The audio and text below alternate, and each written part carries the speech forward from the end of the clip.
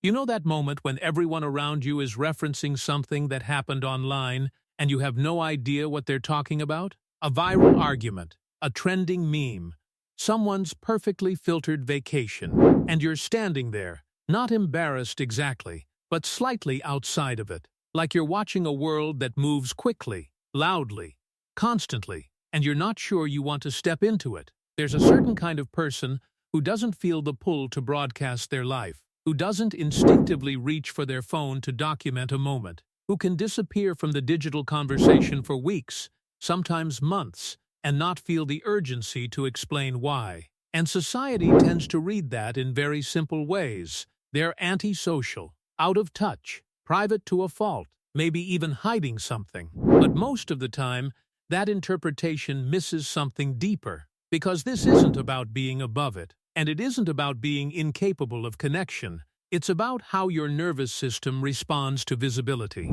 People who don't use social media, or who use it minimally, are rarely understood correctly. The assumption is that they're disconnected, but in many cases they're actually highly attuned. There's more going on here than people realize. Psychologists have studied the effects of social comparison for decades. Long before social media existed, researchers observed how constant exposure to curated information increases self-monitoring and subtle stress responses. When we scroll, the brain doesn't fully distinguish between observation and participation. It reacts. The prefrontal cortex starts evaluating. The limbic system compares. Dopamine rises and falls in quick, irregular spikes. Over time, this creates a low-grade state of vigilance, a sense that you are both watching and being watched. For some people, that's stimulating, even energizing. For others, it's draining. If you're someone who instinctively steps back from social media, it may not be because you don't get it. It may be because your nervous system is more sensitive to that constant evaluation loop. The subtle pressure to present, to react, to perform. Neuroscience shows that not all brains process social exposure the same way. Some individuals have a lower threshold for overstimulation. Their stress response activates more quickly in environments with rapid feedback and shifting attention demands. Social media is exactly that. Rapid feedback, shifting attention, constant micro-evaluations. So opting out isn't necessarily rebellion. It can be regulation.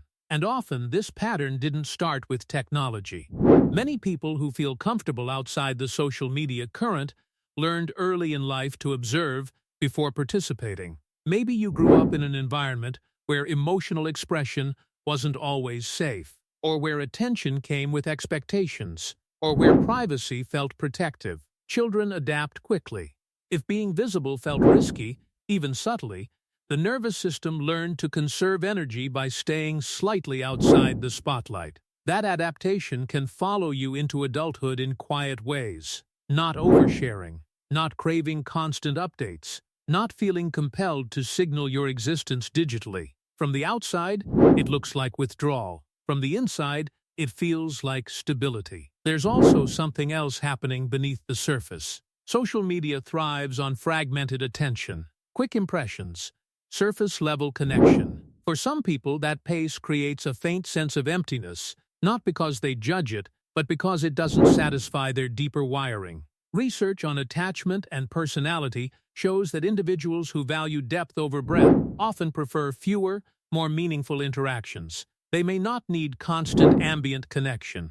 Their sense of belonging comes from sustained presence, not ongoing visibility. And social media can feel like constant visibility without sustained presence. So stepping away isn't necessarily disinterest, it can be discernment. Of course, this isn't a moral hierarchy. There's nothing inherently superior about staying offline. Many people use social media in balanced, creative, connected ways. Different nervous systems, different preferences, different needs. The important thing is this: absence doesn't equal deficiency. If you've ever felt quietly judged for not participating, that judgment usually says more about collective norms than personal flaws. There's also a paradox here. People who avoid social media are sometimes deeply thoughtful about how they are perceived, not careless about image, just selective about exposure. They may care a great deal about authenticity, which makes curated self-presentation feel uncomfortable. But here's the trade-off. When you step outside the digital stream, you gain mental space, fewer comparisons, fewer unconscious mood shifts, more uninterrupted thought. But you can also miss spontaneous opportunities for connection, invitations that circulate online, moments of shared humor that build light bonds.